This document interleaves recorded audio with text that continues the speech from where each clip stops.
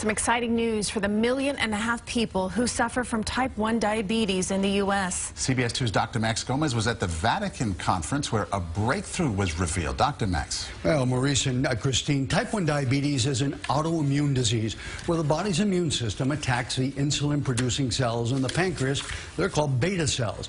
Now, if you replace the beta cells, the immune system just attacks them too.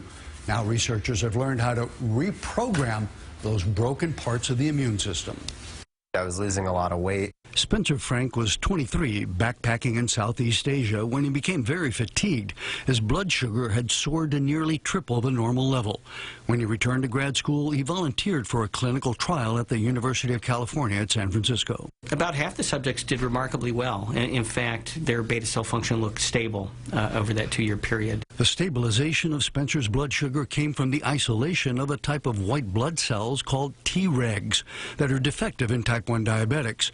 When these Tregs are greatly multiplied in the lab and given back to the same diabetic patient, they work better.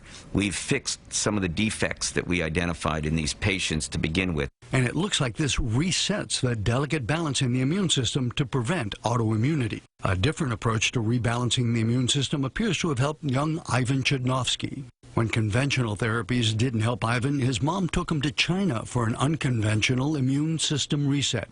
That's now being done by the inventor, Dr. Yang Zhao, at Hackensack University Hospital.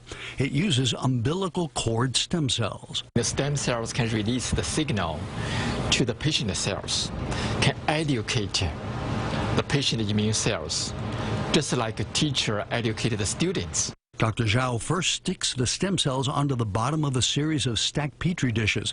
After extracting the patient's T cells, he percolates them through the dishes where they interact with the stem cells.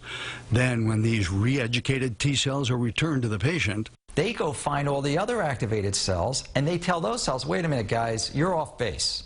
You don't want to attack that. That's part of us. And it shuts the whole thing down.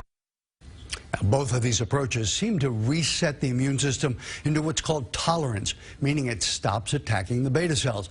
And clinical trials are getting underway to prove that these techniques really do work.